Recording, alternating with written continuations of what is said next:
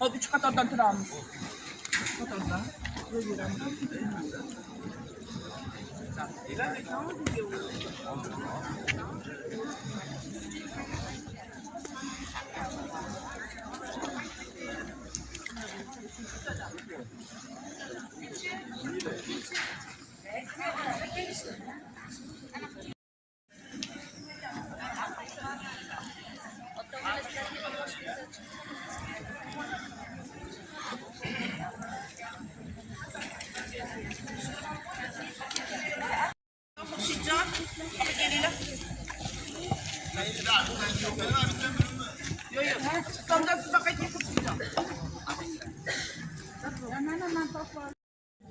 Xudo xohlasa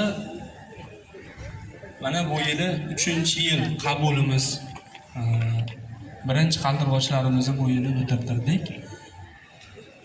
Qo'qon shahrida kasb-hunar maktabi bir dona, yagona 9-sinf bitiruvchilarni 12 ta kasb yo'nalishlar bo'yicha, mutaxassisliklar bo'yicha tayyorlovchi kasb-hunar maktabi xalqaro darajadagi diplom olasizlar, Xudo xohlasa. Hozir tadbirimizni ochib olib, rahbarlarni, o'qituvchilarni tanishtirib olganimdan keyin bir qator gaplar bor, gaplashib olamiz. Kasb-hunar maktabining ichki tartib-qoidalari, forma, dars jarayonlari, hamma masalalar haqida yarim soat vaqtlaringni olamiz. Hozir tadbirni ochishdan avval davlatimiz madhiyasi hurmat bajo keltiramiz. Marhamat, ustoz.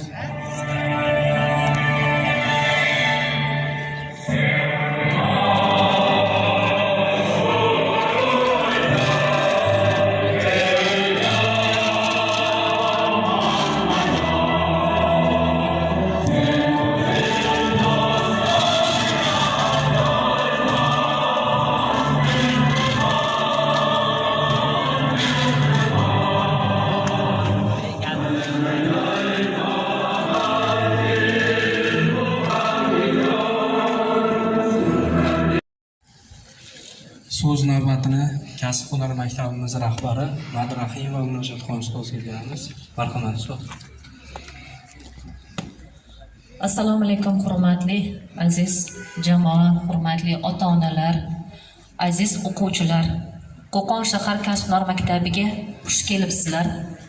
Bu yil 9-sinfda bitirgan 512 nafar o'quvchini kasb-hunar maktabimizga qamrab oldik.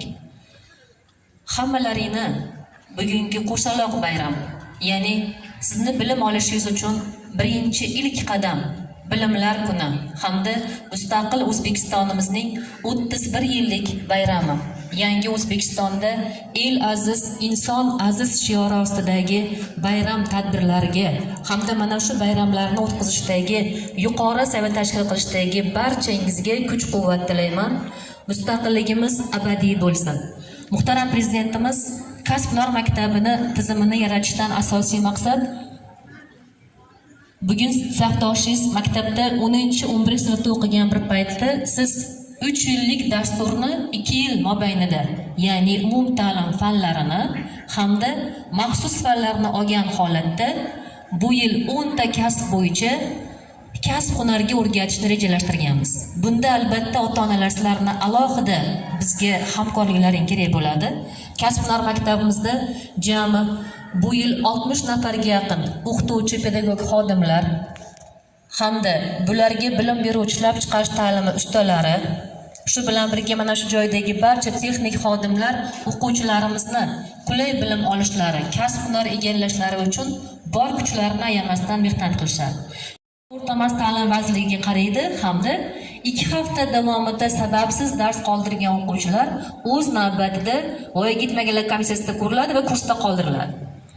va bu yerda yurgan paytdagi turli xil tartibbuzarliklari uchun ota-onani 47-modda bo'yicha, ya'ni voyaga yetmagan farzandlarini kasb hunariga ta'minlashdagi javobgarlik bo'yicha choraga tortilishlarini ham birinchi kunda aytib o'tmoqchiman.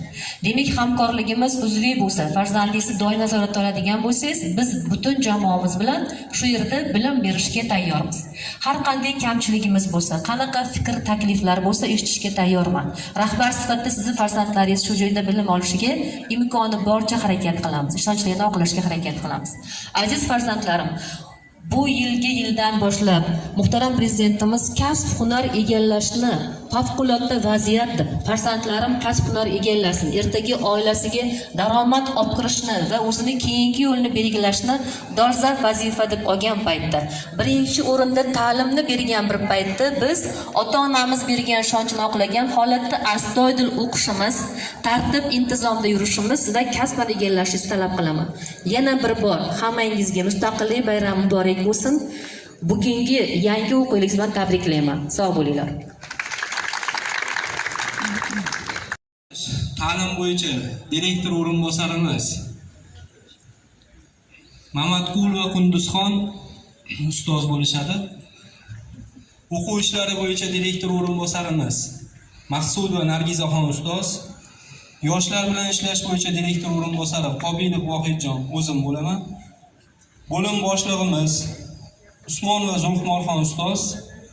Rahbariyatdan mana shu ustozlar nima savollaring bo'lsa, o'quv jarayonida, boshqa holatlarda, xoh shaxsiy, xoh boshqa holatlarda ustozlarni tanib olinglar, ustozlarga murojaat qilishlaring mumkin.